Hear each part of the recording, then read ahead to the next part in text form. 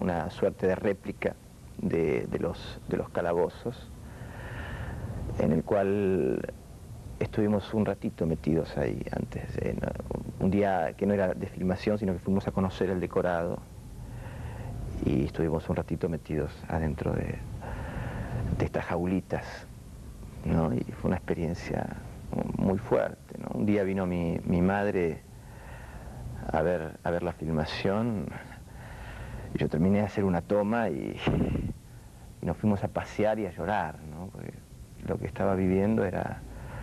Y me emociono ahora contándolo también, ¿no? Porque fue muy fuerte, muy fuerte. Y después sí, como para contrastar un poco con todo, todo el proceso, bueno, empezar a trabajar en televisión ya un año después, ¿no? Fue sí, mi ingreso al mundo, al medio, como propiamente dicho, ¿no? De la televisión y aprender el oficio, el duro oficio también de trabajar, ¿no? De trabajar como actor y en las condiciones, ¿no? Que a veces...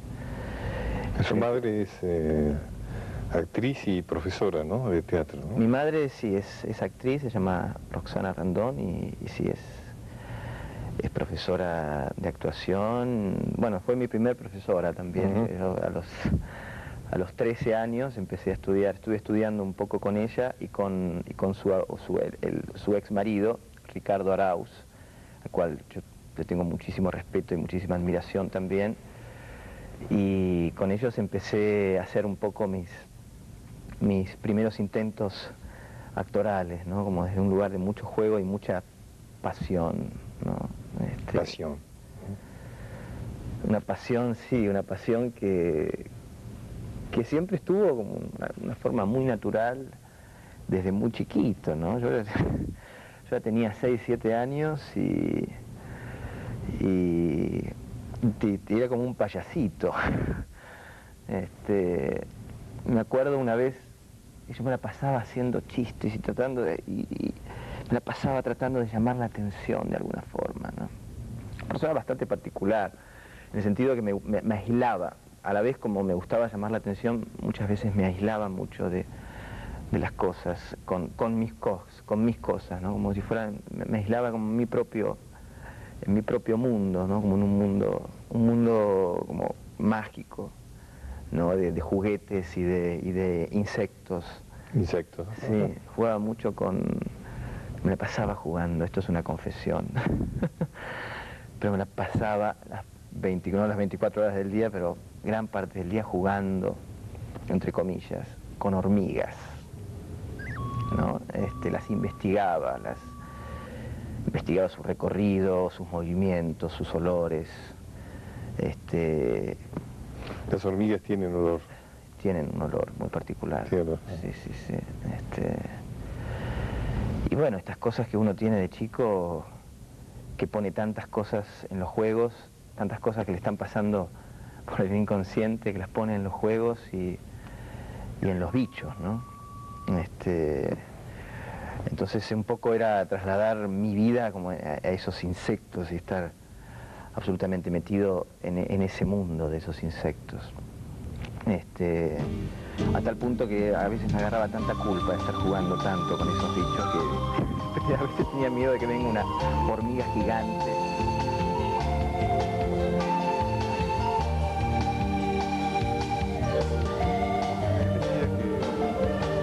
Que tenía necesidad de llamar la atención.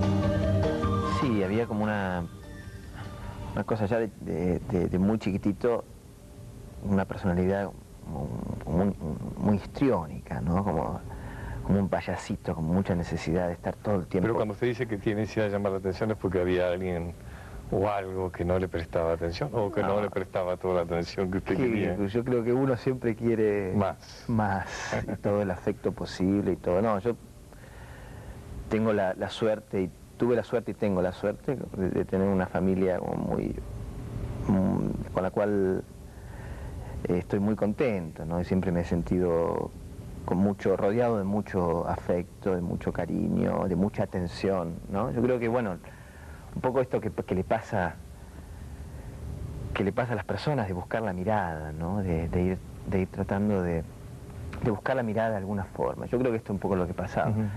Entonces, por eso es bueno ser actor, ¿no? Claro, bueno, es como un muy buen canal, una muy buena forma de canalizar esto, ¿no? De subirse al escenario y poner todo ahí, ¿no? Porque si no, uno en la vida sería seguramente insoportable. Y la luz apagada para que nadie se distraiga, ¿no? Exactamente.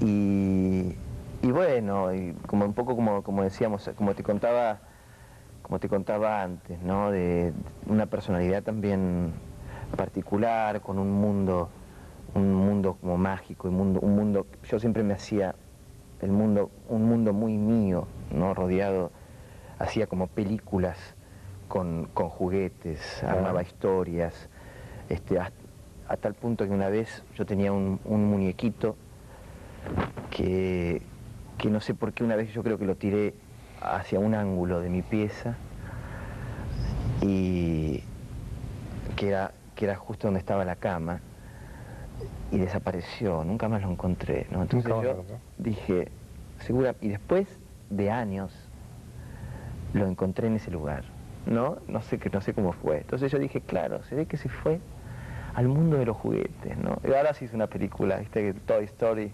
es una película del mundo de los juguetes, bueno, me hizo acordar un poco a esas cosas que a mí me pasaban en la cabeza y pensé, pero en esa época le parecía absolutamente natural. Claro, como que había un túnel, había como una especie de túnel en el rincón de mi pieza, donde se había caído ese muñequito y se había ido a otro lugar, ¿no? Donde se había ido a pasear por un tiempo y ahora volvía, ¿no? Entonces yo lo había vuelto a encontrar. Y así con todo, un poco también como te contaba antes, una historia como bastante intensa con las hormigas, me pasaba todo el tiempo, le puedes preguntar, cualquiera le puede preguntar a mi abuela, por ejemplo, las veces que yo iba a la casa y me la pasaba jugando con las hormigas de la casa de ella, con las hormigas de la casa de mi otra abuela, con las hormigas de la casa de mi familia, bueno, todo el tiempo. ¿Y hoy dónde está todo eso? ¿No? Y hoy está en el recuerdo y creo que uno se vale de todo ese mundo y de todas esas cosas y las trae todo el tiempo. El otro día hablaba con un amigo, ¿no? Le contaba un poco esta magia de ser actor, este privilegio de esta profesión, de poder atar cabos todo el tiempo con esos momentos, ¿no? Y traerlos y que estén vivos todo el tiempo y una cosa como de no edad, ¿no? Como sin edad. Uno es una persona, yo me considero un hombre, pero esto que ocurre, pero sin edad, esto que ocurre arriba del escenario, que es algo que no tiene edad, que es el juego, que es este mundo mágico, que siempre, ¿no? De insectos, de muñequitos, de cositas, de la rana que te desapareció en el cine aquel día y que era de arena y tela y blanca y negra y que se le escapaban los cositos de alpiste que tenían y me acuerdo de ese olor y esos olores y esas cosas que uno recuerda y que todo el tiempo los está trayendo uno de nuevo para recrear, ¿no? Para volver a crear algo adentro de uno y usarlo, ¿no? Y eso es muy placentero, es muy lindo, como una sensación de regocijo. Y eso se comparte con el espectador. Y claro, eso se comparte. Hay funciones, esto es lo maravilloso que tiene el teatro, ¿no? Que vos me preguntaste recién dónde estaba, ¿no? Yo creo que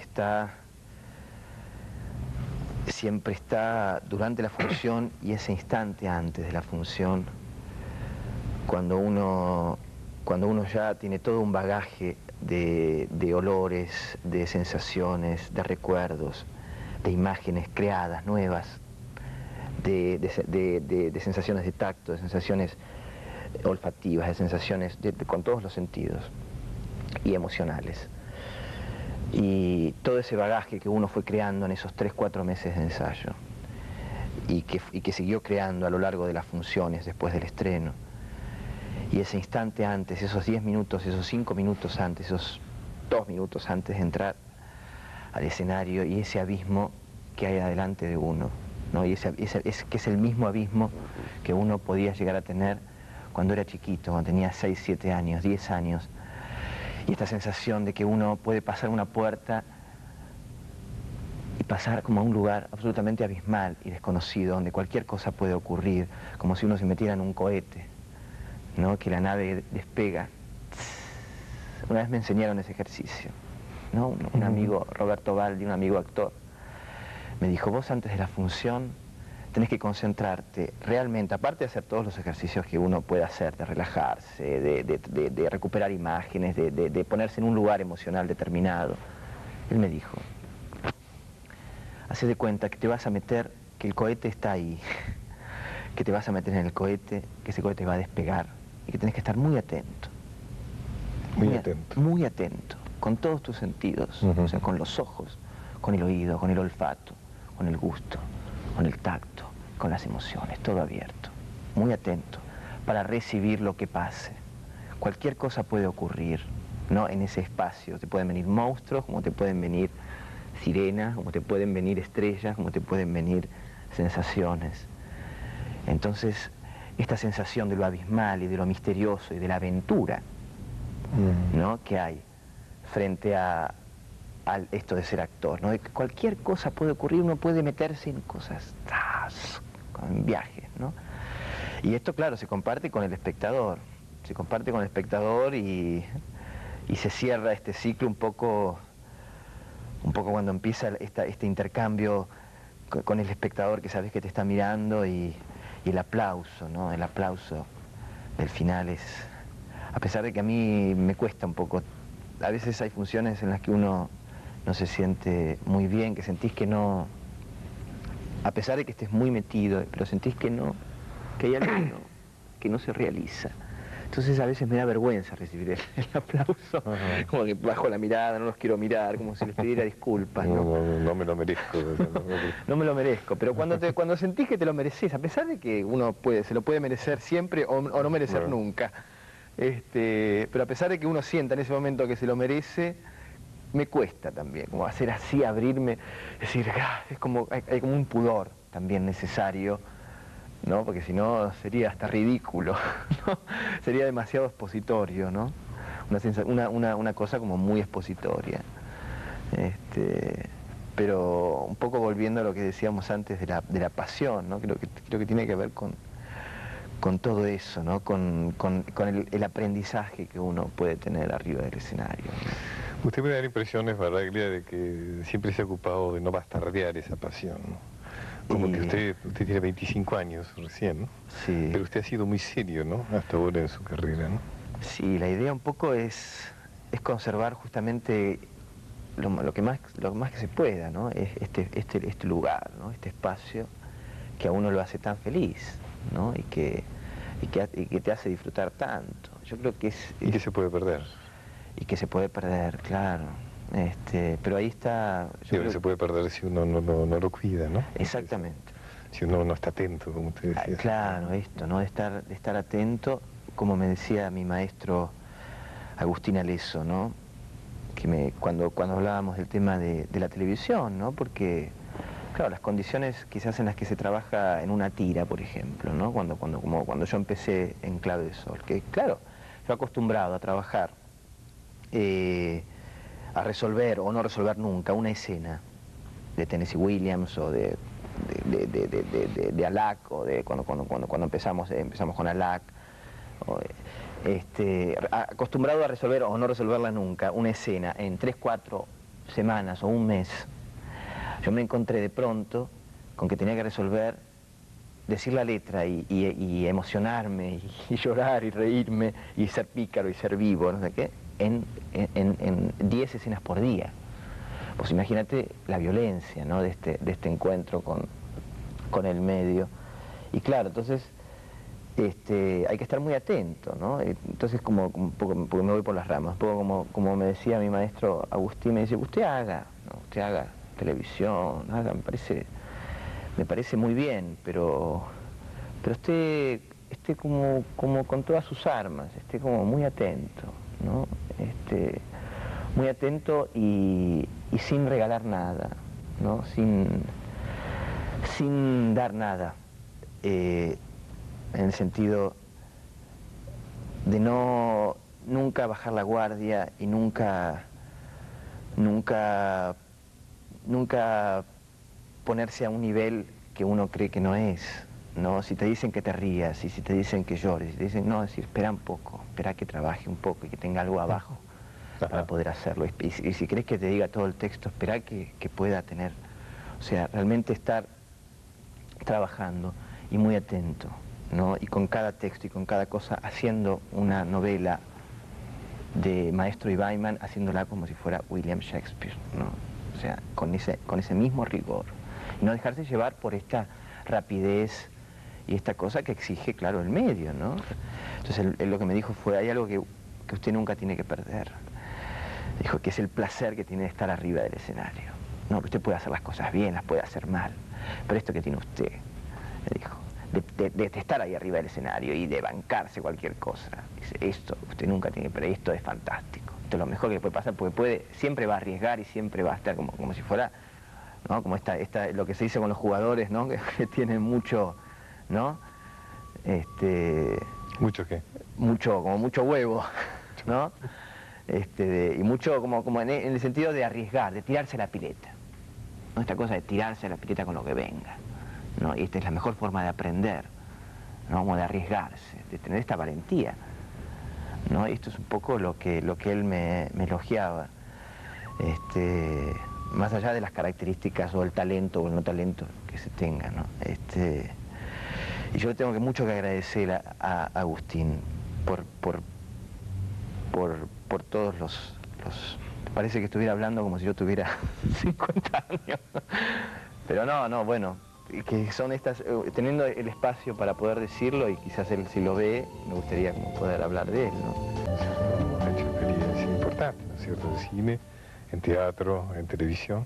Sí, como un poco estos últimos años incursioné un poco más en el ámbito del cine, con Piñeiro, ¿no? La película en el 92 bueno, lo primero que hablábamos antes de La Noche de los Lápices, y después sí con Piñeiro en Tango Feroz. Tango Feroz, y después como protagonista en Caballo Salvaje, ¿no? Con Alterio. Con Alterio. Una película de gran éxito, ¿no? Gran éxito, no solo en la Argentina, sino también afuera, está ¿no? Teniendo en el exterior. Mucho reconocimiento afuera, está empezando a tener, porque claro, la película se está empezando, este abanico con los festivales está empezando a venderse afuera, ya está vendida en Italia y en España. ¿Cómo es eso de hacer cine, Leonardo? Y bueno, poco hablábamos esto lo interesante y las diferencias que hay entre los medios, ¿no? Del cine, del teatro y la televisión, ¿no? Que son medios tan diferentes, y esto de hacer cine, ¿no? Que un poco uno puede empezar diciendo todo lo que uno le iban metiendo en el inconsciente colectivo de los actores americanos, que a uno le escuchaba información que uno admira tanto, ¿no? Y yo desde tan chiquito, viendo ya las películas del Padrino. ¿Cuáles son sus actores? Y bueno, en esa época yo ya de muy chiquito ya recibía mucha información y estaba muy estimulado por actores como Brando, como Pacino, como De Niro, ¿no? En estas películas que veíamos del Padrino, o Eras una vez en América, o Scarface, que son más, esas películas son más de cuando yo era más chiquitito. Y bueno, que nosotros un poco nos llegaba la información de que eran actores que se metían como un año antes en el papel, ¿no? El actor estudio. El actor estudio, ¿no? Entonces, claro, este ideal de actor, ¿no? De afuera que nos llegaba. Entonces, bueno, claro, uno se va encontrando con la realidad de hacer las cosas, con encontrarte con un director y con un libro. Yo tuve la suerte de encontrarme con un libro, con lo de Caballos Salvajes, con un libro como 5 meses antes de la filmación. Entonces pude trabajar realmente mucho, ¿no? Como de alguna forma cumplí un poco este sueño de mimetizarme con el actor y con el yuppie que era este personaje, ¿no? Entonces trabajé durante un tiempo con una muy amiga que es una profesora de teatro, que se llama Joy Morris, con la cual trabajamos durante 2 meses aspectos del personaje, ¿no? Entonces ¿cómo es esto? Uno podría decir que el personaje tiene X características. Entonces uno dice, bueno, a ver, ¿qué tengo yo del personaje? ¿no? ¿Y qué me falta? Lo que yo tengo, quizás lo tengo, pero más adentro. O sea, mi personalidad en este momento está como conformada por un cóctel de elementos que hacen mi personalidad, pero seguramente en mi personalidad hay muchísimas otras cosas que no están tan a la vista. Entonces la idea con este personaje era un poco hacer un nuevo cóctel, ¿no? Como estimular quizás algunos elementos míos que no están tan afuera todo el tiempo y sacarlos a la luz a través de ejercicios, que hay ejercicios para hacerlo, ¿no? Entonces, y esto se estimula durante 2 meses más o menos, y después durante todo el tiempo de la filmación. O sea, durante 6 meses yo estuve estimulando cosas, elementos de mi personalidad distintos a mí, ¿no? Entonces vos fijate el trabajo, ¿no? De tanto distanciamiento que uno tenía que sufrir, a tal punto que cuando terminamos de filmar fue fuerte el choque, el encuentro entre lo que ocurre con lo que uno venía estimulando durante 5 meses hasta aquel Leo viejo que uno había dejado 5 meses antes. 5 meses antes. ¿No? Entonces hay un choque de fuerzas y de pensamientos y de cosas que se entremezclan dentro de uno. Entonces el proceso fue un poco ese, trabajar durante un tiempo antes, recorrer financieras, para ver un poco, este personaje era un yuppie, y ver un poco cómo era esta energía tan distinta, ¿no?, a la que uno tiene, ¿no? Porque es gente que trabaja con otros costados de uno, con otras zonas, en otro trabajo totalmente distinto, ¿no? Entonces la idea era un poco comprender esa otra energía distinta. Usted una pregunta que a mí siempre me ha interesado, que nunca he podido responder. Por ejemplo, una persona como usted que nos ha contado tan enfática y conmovedoramente qué es eso de ser actor, no debe ser nada fácil en la forma en que se filma, ¿no es cierto?, donde hay una escena, donde no hay una correlación cronológica, ¿no es cierto?, donde exagerando se puede decir que la primera escena puede ser la última del film y la última puede ser la primera. Claro, ¿Cómo sostener las transiciones, ¿no es cierto?, del personaje, ¿no? Sí, bueno, esto es todo un tema, ¿no? Todo un trabajo hasta como de minucioso. Y es trabajo, yo creo que es trabajo, ¿no? Es trabajo. Es trabajo. Es mucho trabajo, ¿no? Uno ante cada vez, hay un montón obviamente de ejercicios y de cosas que uno puede escribir, uno se puede hacer como una especie de diario del personaje, ¿no? Como diciendo, antes de hacer cada escena puede hacer un diario de la historia del personaje hasta ese momento. Esto es algo que ayuda mucho, es algo que obviamente dura mucho, es muy trabajoso, porque uno antes de cada escena, este diario se tarda en hacer más o menos 2 o 3 horas, ¿no? Es un diario que se llama Los 6 Pasos, ¿no? Que es un diario que ubica al personaje exactamente un momento antes de entrar en la escena, lo ubica en todo sentido, geográficamente. Es decir, son situaciones que no son las que aparecen en la película, sino que uno se las crea. Claro, se las crea. Entonces esto a uno lo mantiene como, lo ayuda a mantenerse como un orden muy interesante.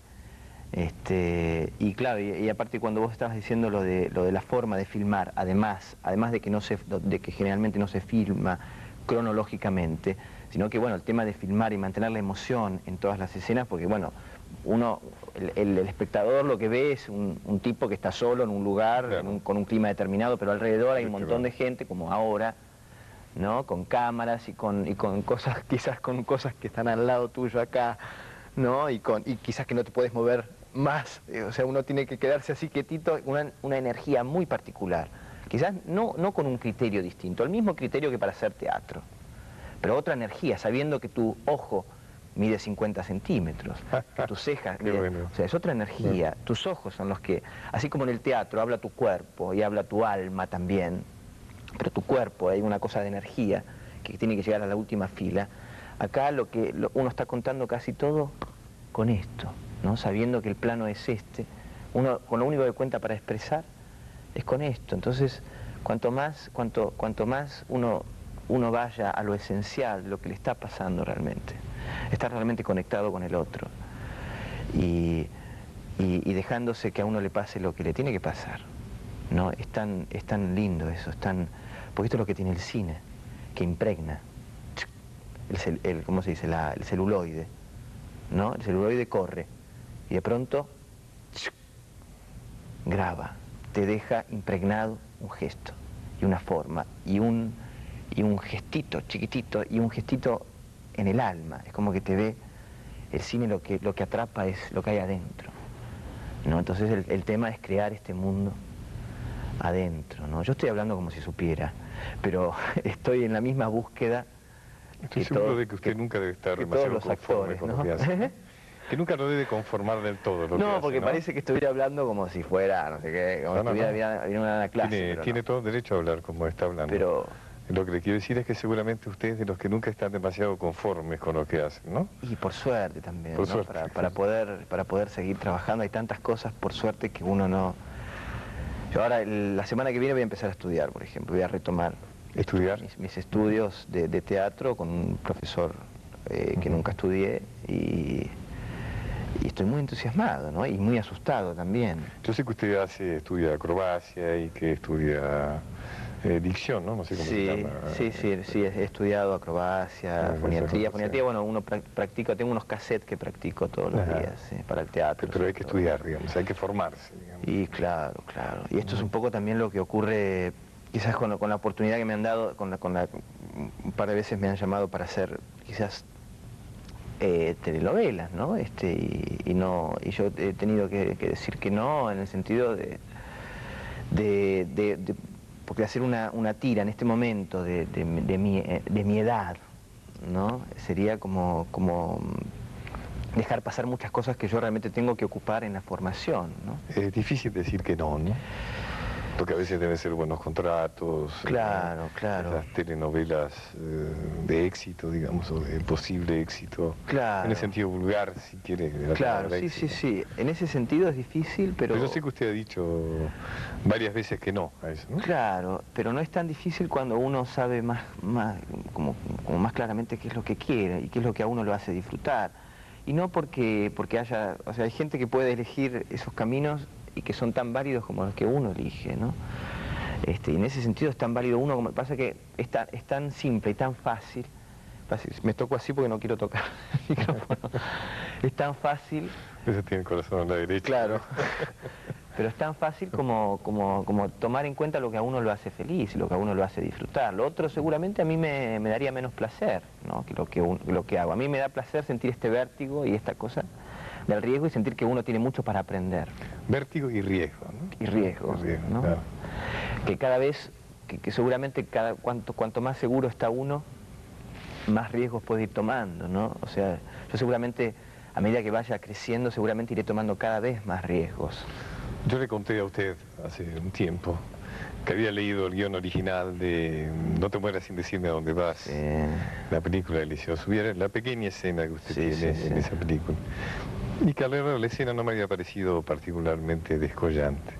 Y después cuando la vi en el cine me pareció una escena de un nivel emocional altísimo, ¿no? Te quiero contar lo que me pasó a mí con esa película, ¿no? Si hay tiempo. A mí me gustó mucho también lo que se vio, ¿no?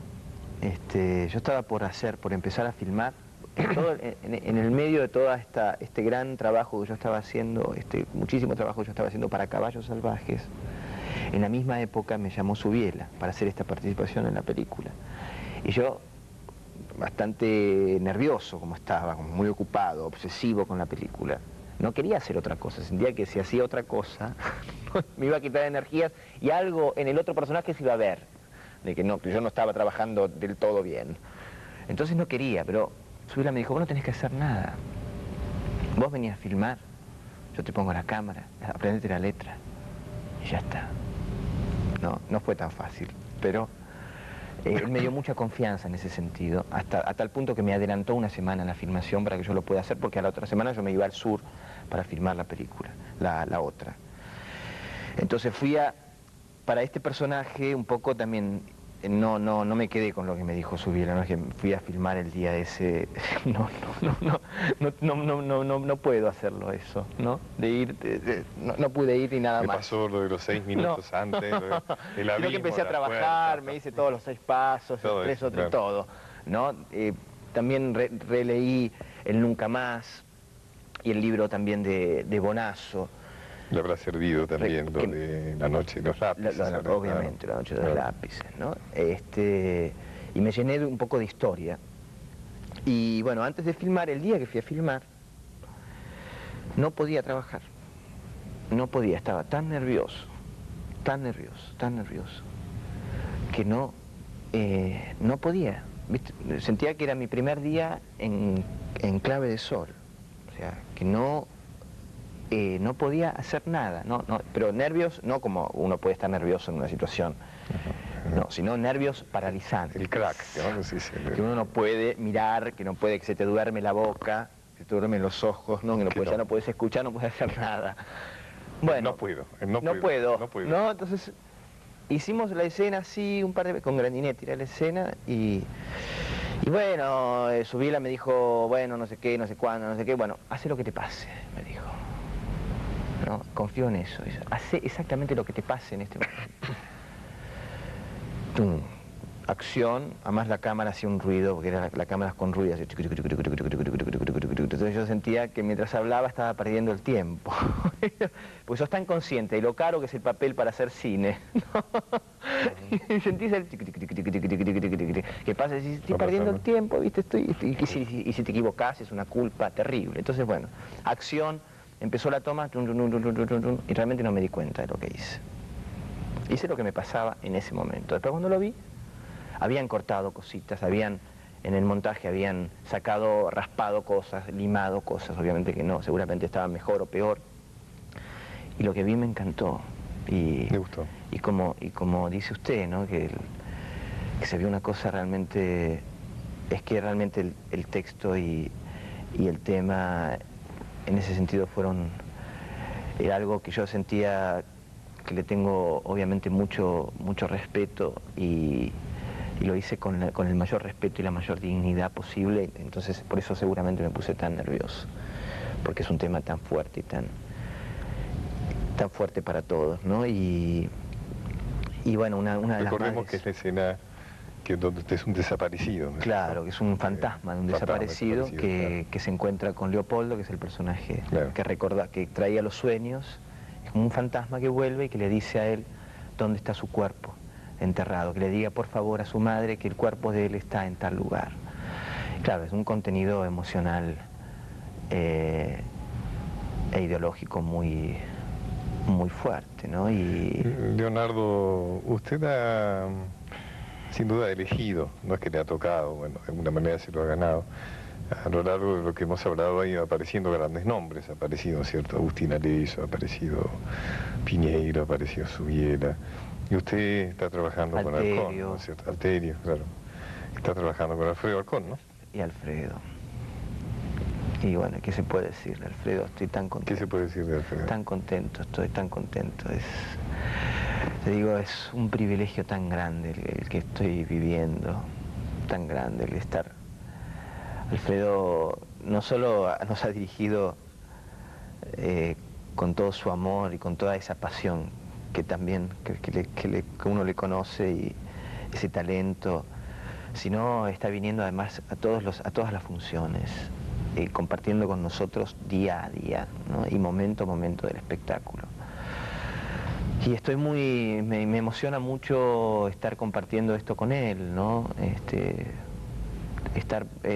la vida me dé como este lujo y esta oportunidad de estar aprendiendo de un tipo como él, el cual uno podía tener muchas expectativas desde hace mucho tiempo, como esta cosa también del inconsciente colectivo que tiene que ver con Alfredo Halcón, este nombre y apellido que tanto oímos y que tanto significa. Esta expectativa que uno tenía y que después se cumple, y no solo se cumple, sino que se hace mucho más humana y mucho más real frente a su presencia, porque es una persona tan persona, ¿no? Tan real, es tan real él como es, ¿no? Es como un cacho así grandote como es, ¿no? Y con esa voz que tiene, ¿no? Un cacho de pan y de sensibilidad, ¿no? Y de inteligencia y de claridad frente a las cosas, y es una persona necesaria que exista para los actores, porque es un referente tan importante para nosotros, un referente de lucha y de resistencia frente a muchísimas cosas, ¿no? Y de esperanza frente a lo que es esta profesión, y de interminable búsqueda y de interminable... Fíjate que Alfredo sigue soñando y sigue buscando como seguramente o más que su primer trabajo, o su primera vez, desde sus 15 años. Él busca, él ya está pensando y ya está pensando en qué otra cosa lo entusiasma, pero no es que lo entusiasma nada más, que lo llena, así, ¿no? Todo él, ¿no? Se entusiasma con todo, así, pum, como un nene, con las cosas, y sentir que tenés una persona así y que tenés el lujo de poder estar al lado de él y de aprender de él y de tener una buena relación además de todo, ¿no? Con él, y de que te respete es bárbaro, realmente. Y bueno, y con Horacio, obviamente Horacio Roca, también estamos teniendo arriba del escenario una experiencia también muy linda, muy linda. Leonardo Sbaraglia, apuesto que alguna vez le han querido cambiar el apellido, ¿no? Porque Sí, señor. ¿no? Sí, señor.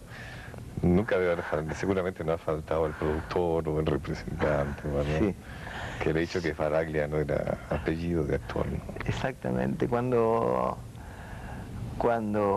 después de hacer La Noche de los Lápices, la conocí, por esa época conocí a Valentina Fernández de Rosa, hija de Paco Fernández de Rosa, que ella estaba siendo representada por Teresa Junio y Alejandro Vanelli. Entonces me los presentó y lo primero que me dijeron fue, con el cual seguimos seguimos trabajando juntos con Teresa y con Alejandro. Lo primero que me dijo fue, Teresa me dijo, fíjate con el apellido, porque me parece que cuesta mucho para que la gente se lo acuerde, ¿no? Fíjate si puede ser Sbaraglia, no, se puede agregar una E adelante, Sbaraglia, o se puede poner, o quizás reducirlo un poco, ¿no? Saba, o Sbara, o Baraglia, o sacarle la S. Yo dije, no. Bueno, gané. Y fue un no fuerte. Y ahora la gente se lo acuerda, dice Sbaraglia. Hasta hay gente que no me llama por el nombre, me dice Sbaraglia directamente, ¿no? Como diciendo, como que es un nombre pesado, ¿no? Los nombres son como uno los hace, ¿no? Pero claro, a mí no me gustaba la idea de cambiarme el apellido realmente. Me parecía que no tenía sentido, ¿no? Usted completó el secundario, ¿no es cierto? Y sí. Ahí ya se metió de lleno en esto de... Claro, un poco como hablábamos antes. Yo ya estaba en cuarto año del secundario, y ya empecé con La Noche de los Lápices, y en quinto año con Clave de Sol. Me acabo de acordar algunas cosas del secundario, que no sé si hay tiempo para contarlas, que fue un poco una de las primeras... Aquí es como dijo usted, aquí no hay tiempo. Acá no hay tiempo. No hay edad. Aquí hay... Fue una de mis primeros enfrentamientos con el público, que eran mis propios compañeros. Estaba en segundo año, creo, del colegio, en la clase de literatura, y la profesora yo no había estudiado teatro, nada, todavía no había empezado a estudiar ni nada, ¿no? Entonces, yo era una persona muy tímida, como hablábamos antes de la timidez, muy tímida en el colegio, ¿no? Que me quedaba muy callado, me costaba mucho, no sé, me cohibía mucho, ¿no? Quizás no había encontrado como un código de comunicación con mis compañeros, ¿no? Eran más difíciles los compañeros que las hormigas, digamos. Eran más difíciles los compañeros que las hormigas, y eran más difíciles los compañeros del colegio que los compañeros del barrio, que jugábamos al fútbol, no sé por qué. Y después siguieron siendo más difíciles mis compañeros del colegio que mis compañeros de teatro, también, ¿no? Yo siempre me sentí con mis compañeros de teatro como pez en el agua, con el colegio. Mis compañeros de colegio me costó un poco más siempre, ¿no? Siempre me costó encontrar como esos códigos, ¿no? de relación, de comunicación. Bueno, te decía, entonces estábamos en la clase de literatura y se estaba por representar un cuento. Entonces dijo, bueno, ¿quién quiere pasar? Nadie levantó la mano, entonces me dijo, vos. Había que representar a una persona de 40 años que un compañero de su trabajo llegaba de un viaje de 40 días por todo el mundo y contaba en la oficina ese viaje que había tenido recorriendo todo el mundo y no sé qué. Entonces este personaje se ponía